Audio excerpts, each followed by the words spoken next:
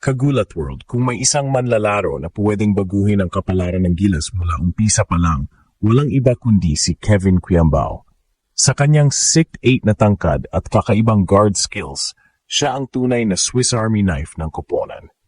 Hindi lang scorer si KQ, kaya niyang magpasa na parang point guard, pumoste na parang tradisyonal na big man, at umatake mula labas na parang wing player. Kapag inilagay agad si KQ sa starting unit, hindi na mababasa ng kalaban ang laro ng Gilas. Imbes na predictable, biglang nagiging explosive at versatile ang sistema. At huwag kalimutan, Kagulat World, galing si KQ sa matitinding exposure mula sa KBL hanggang sa NBA workouts. Dala niya ngayon ang confidence at maturity na bihira sa kanyang edad. Ang kumpiyansang ito ang magdadala ng sigla, tapang, at agresyon na siguradong makahawa sa buong Gilas roster. Kung gusto nating mawala ang slow starts at makita ang isang Gilas na handang gumulat ng buong mundo, panahon na para kay Kevin Quiambao na maging go-to guy mula tip-off. Siya ang future, siya ang game changer, at siya ang tunay na sandata ng bayan. Kagulat World, isang malaking usapin ngayon sa basketball community. Handa na ba si Kevin Quiambao na maging franchise player ng Gilas Pilipinas? Sa bawat practice, scrimmage, at laro, mas lalo niyang pinapatunayan na hindi lang siya basta-basta role player, kundi isang future superstar na kayang buhatin ang bandera ng bansa. Kung tutuusin, hindi madali ang posisyon ni KQ.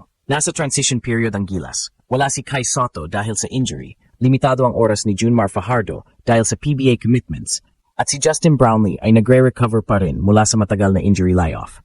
Sa gitna ng lahat ng ito, biglang umangat ang pangalan ni Kevin Quiambao bilang pinaka-stable at pinaka-dynamic na option ni Coach Tim Cone. At bakit hindi? Kagulat World, si KQ ay may kasanayang bihira sa isang 6'8" forward. Kayang magdala ng bola na parang guard, bumasa ng depensa na parang veterano, at sumalpak mula labas na parang wingman.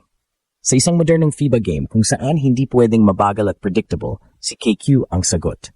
Siya ang player na kayang gawing unpredictable ang Gilas offense, isang bagay na madalas nating kulang sa international stage. Dagdag pa dito, dumaan na rin siya sa matitinding exposure sa loob at labas ng bansa. Sa DLSU pa lang, kitang-kita ang kanyang leadership at clutch plays na nagdala sa kanya ng MVP award sa UAAP. Sa KBL, lalo niyang nahasa ang kanyang physicality at adaptability laban sa mas malalaking imports. At huwag kalimutan, nagkaroon pa siya ng mga workouts kasama ang NBA teams, isang experience na nagbigay sa kanya ng bagong level ng confidence. Kaya naman hindi nakapaka kung bakit maraming eksperto ang nagsasabing si KQ ang susi para hindi maunahan agad ang Gilas sa first quarter. Paulit-ulit ng problema ang mabagal na simula ng national team. Kapag inilagay agad si KQ bilang focal point mula tip-off, siguradong magbabago ang ihip ng hangin. Imbes na reactive, magiging agresibo at flexible ang atake ng Gilas. Kagulat World, isipin mo, isang frontline na binubuo ni na KQ, AJ Edu, at Justin Brownlee. May versatility, may depensa, may scoring, at kapag dumating si Kai Soto sa tamang oras, mas lalo pang magiging deadly ang kombinasyon. Pero kahit wala muna si Kai, si Kevin Quiambao ang pinaka-ready na maging haligi ng sistema. Hindi lang ito tungkol sa skills, kundi sa puso. Kilala si KQ bilang isang manlalarong walang inuurungan, laging nakipagpatayan sa rebound, at hindi natatakot tumira sa clutch moments. Sa panahong nangangailangan ng bagong mukha ng Gilas, siya na kaya ang sagot. Kagulat Word, sa bawat galaw ni Kevin Quiambao ngayon, isa lang ang malinaw. Ang kanyang laro ay hindi na lang tungkol sa potential, kundi tungkol sa realidad na kaya niyang buhatin ang bansa. Kagulat Word. Ito na ang mas matindi. Ang epekto ni Kevin Quiambao sa Gilas Pilipinas kapag tuloy-tuloy siyang nabigyan ng kumpiyansa at playing time. Kung nung una ay tila pampasahog lang siya sa rotation, ngayon ay malinaw na game changer si KQ. Hindi lang basta scorer, kundi all-around weapon na kayang baguhin ang takbo ng laro sa kahit anong sitwasyon. Isipin niyo, 6'8" ang taas, may shooting touch, marunong pumasa na parang point guard, at may lakas ng loob humawak ng bola kahit crucial moments. Kontra Saudi Arabia, makikita agad na hindi siya natitinag kahit overtime pressure. Kontra New Zealand at Australia, ramdam ng lahat na siya lang ang consistent na pwedeng sumabay sa physicality ng mga kalaban.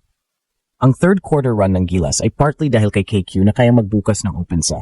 Kung hindi siya nagiging playmaker, siya mismo ang scorer. Pero ang mas nakakagulat, Kagulat World, ay kung paano siya nagiging equalizer sa kawalan ni Kai Soto.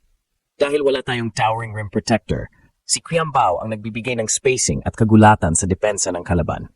Kapag hawak niya ang bola sa poste o sa labas ng 3-point line, nagiging unpredictable ang opensa ng Gilas.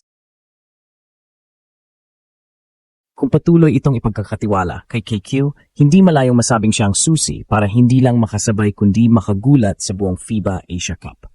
Ang tanong, bibigyan ba siya ng coaching staff na mas malaking role bago pa dumating si Kai? Kagulat World, kung may isang kuwento na tunay na gumugulat sa lahat ngayong FIBA Asia Cup journey ng Gilas Pilipinas, walang iba kundi ang pag-usbong ni Kevin Quiambao bilang bida ng bagong henerasyon. Dati, nakikita lang natin siya bilang future star na kailangang maghintay ng tamang panahon. Pero ngayon, siya na mismo ang gumagawa ng paraan para hindi lang makilala, kundi para ituring na cornerstone ng Gilas. Kung titignan mo ang mga laban, mula Chinese Taipei, Iraq, hanggang New Zealand at Australia, consistent na may impact si KQ. Hindi lang basta highlight plays, kundi crucial baskets, smart decision-making, at hustling defense. Ang pinakamahalaga, Kagulat World, siya ang may puso at tapang na hindi natitinag kahit kalaban ng malalaking bansa. Sa overtime thriller kontra Saudi, siya ang gumawa ng spark na nagdala sa atin ng momentum. Sa physical game kontra New Zealand, siya ang nagbigay ng steady offense kahit hirap ang iba nating big men. At sa matinding bakbakan kontra Australia, si Quiambao ang hindi nagpa-intimidate. Pinatunayan niya na kaya niyang sumabay kahit sa pinakamabibigat na katawan ng Oceanic. Pero higit pa sa laro, ang nakakagulat ay ang narrative. Habang si Kai Sotto ay nasa injury rehab, si Kevin Quiambao naman ang umaako sa spotlight. Ang dating tanong kung sino ang susunod na magiging star ng Gilas ay parang nasagot na mismo ng court. Lahat ng mata ngayon ay nasa kanya. Hindi lang bilang scorer, kundi bilang leader na nagdadala ng kumpiyansa sa mga kakampi. Kung dati ay nakikita natin siyang versatile forward, ngayon ay malinaw na siya ang do-it-all weapon na kayang umangkop sa kahit anong sistema. At hindi maiwasan, Kagulat World ang usapan tungkol sa NBA dream ni KQ. Lalo ngayon nakikita ng buong mundo kung paano siya maglaro sa international stage, hindi malayo na may scouts na muling magbukas ng interes. Tandaan natin, kahit hindi siya nakasama sa Summer League, may rason para magpursige dahil bawat laro niya sa Gilas ay nagiging audition tape para sa mas malaking pagkakataon. Ang tanong, pipiliin ba niyang mag-focus muna sa NBA journey o tatapusin niya ang laban kasama ang Gilas para sa gold sa Asia Cup? Ito ang kagulatan ngayon. Dati kay Sotto lang ang inaabangan, pero ngayon may bagong pangalan na pwedeng maging unang homegrown Pinoy NBA player. At habang nangyayari ito, hindi lang Gilas fans ang naniniwala, pati buong Asia ay nagsisimula ng mapansin. Kagulat World, sa bawat drive, sa bawat pasa, at sa bawat tira ni Kevin Quiambao, hindi lang siya naglalaro para sa sarili niya. Naglalaro siya para sa bagong pangarap ng buong Pilipinas. Kaya't ang tanong ngayon, handa ba tayong tanggapin na ang bagong mukha ng Gilas ay si KQ at siya rin ang pwedeng maging susi sa ating pinakapangarap na NBA breakthrough?